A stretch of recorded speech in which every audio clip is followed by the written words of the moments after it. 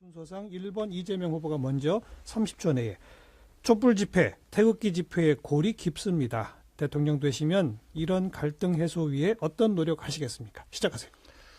네, 보통은 통합과 봉합을 좀 이렇게 헷갈리는 경우가 있는 것 같습니다. 이 봉합과 통합은 다른 거죠. 현재 있는 문제들을 철저히 분석하고 책임을 묻고 청산한 후에 그야말로 새롭게 출발할 때 통합이 필요합니다. 그런데 우리는 통합의 이름으로 보통 기존에 청산되어야 될 세력들과의 봉합을 통합으로 포장하는 경향이 있습니다. 촛불 집회와 이 태극기 집회도 이 탄핵에 대한 결정이 나면 충분히 새로운 길로 수렴해서 새 길로 갈 수 있을 겁니다. 네, 안희정 후보. 예, 우리가 어떤 다툼이 있고 싸움이 있을 때 유일하게 의지해야 될 유일한 곳은 헌법밖에 없어 보입니다. 주먹 싸움을 할 수도 없고 밤새워서 토론한다고 서로 간에 똑똑한 경쟁을 해도 그 결론이 안 나지 않습니까? 우리는 결국 민주주의 선거와 헌법이 정신으로 통합을 이뤄내야 합니다. 그리고 이 헌법과 민주주의 정신을 잘 지키는 일이 적폐를 청산하는 길이기도 합니다. 국민 통합을 위해서 그동안 해왔던 것처럼 노력하겠습니다. 네. 자, 워낙 뜨거운 현안이라 사드 배치 문제 어떻게 해야 합니까? 이런 질문 준비했습니다. 30초 내에 정확한 정리된 입장을 밝혀주시죠. 안희정 후보, 사드 문제. 박근혜 대통령과 새누리당의 미숙함으로 지금 우리가 아주 곤란한 처지에 빠져버렸습니다. 우리는 국방과 안보를 한미연합작전과 동맹체제에 기초하고 있습니다. 그런데 현재 지금 우리의 이러한 국방과 안보에 대한 결정이 우리의 당연한 주권국가로서의 자기 결정권이 G2라고 하는 미중의 국제적 정세 속에 위험에 빠져 있습니다. 오로지 답은 국민의 단계를 얻어내야 합니다. 그것이 가장 강력한 우리의 지금 취해야 될 태도라고 생각합니다. 이재명 후보.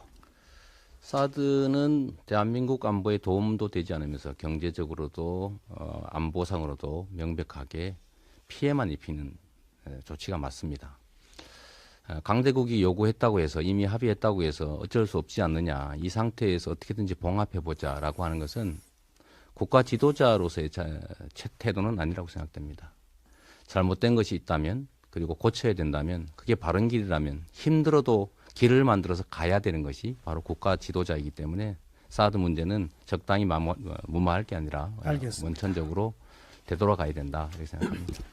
자, 이제 오늘의 마지막 공통 질문입니다. 청취자분들이 생방송 진행을 듣고 또 보시다가 보내주신 질문 가운데 아주 많은 질문이 이렇게 들어왔어요. 최성 후보가 먼저 답변하실 시간이고 30초 이내입니다. 대통령의 탄핵이 이제 인용이 되면 대통령은 자연인 신분이 됩니다. 그 후에 박근혜 대통령에 대한 수사와 사법 처리 어떻게 해야 한다고 생각하십니까? 이런 질문에 대해서 30초 내에 답변해 주시죠. 안희정 후보. 예, 헌법과 법률의 정신대로 진행된 수사는 수사대로 진행해야 합니다. 우리는 법 위에 어떠한 특권 세력도 존재할 수 없습니다. 그런 점에서 일체의 정치적 불법 사실에 대해서는 정치적 타협과 해법의 논의를 저는 거부합니다. 헌법과 법률의 정신으로 갑시다. 제가 늘 상권 분립을 얘기하고 법치 정신을 강조하는 이유입니다. 이제 더 이상 모든 어떤 사건들을 정치적 봉합이라는 이름으로는 처리하지 않을 계획입니다. 네, 이재명 후보. 대한민국은 민주공화국이고 민주공화국의 가치 중에 가장 중요한 것은 법 앞에 만인이 평등하다는 것입니다. 권력을 가졌었다는 이유로 고위직을 지났다는 이유로 이때까지 그 책임들을 면제해 줬기 때문에 끊임없이 이 적폐가 계속 반복돼 왔습니다. 대통령이었다는 이유로 면제를 하거나 감경할 게 아니라 오히려 더 고위직을 지냈기 때문에 책임이 더 커져야 합니다. 당연히 보통 사람과 똑같이 대통령 퇴임과 동시에 구속하고 엄정하게 처벌해야 된다 생각합니다. 마무리가 됐고요. 이제 마지막 지지 호소하실 수 있는 마무리 발언 시간입니다. 원래는 2분 정도 시간을 드리려고 했는데 조금 지체가 돼서 1분 30초로 변경할 테니까요.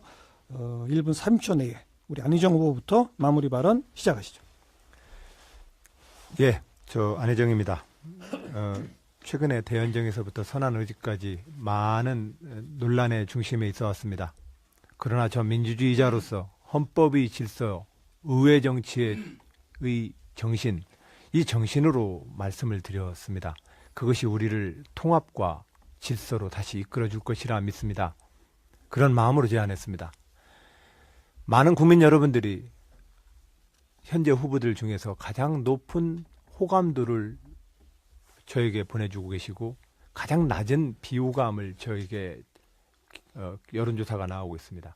차기 국정 운영의 가장 안정성을 누가 꾀할 것이냐에 대해서도 역시 한 조사에 따르면 제가 1위였습니다.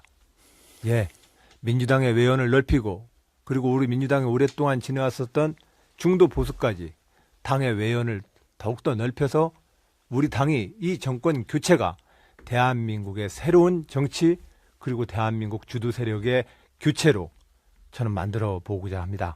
그 길이 우리 민주당을 위해서뿐만이 아니라 대한민국의 이 분단과 전쟁과 독재를 겪었던 이 대한민국의 정쟁의 정치를 극복시키라는 국민의 명령이기 때문에 그렇습니다. 저는 지금 그 세 길을 가고 있습니다. 저의 이 길에 많은 국민 여러분 격려해 주고 계십니다. 열심히 하겠습니다. 감사합니다. 네. 다음 이재명 후보 마무리 발언. 네, 제가 며칠 전에 이제 소위 호남 지역을 3일간 둘러봤습니다. 분열의 상처가 엄청나게 큽니다. 통합을 통해서 야권의 집권 가능성을 높이고 또 국정개혁 동력을 만들어서 진정으로 국민들이 바라는 제대로 된 정권 교체, 제대로 된 나라를 만들자는 열망이 참으로 컸습니다.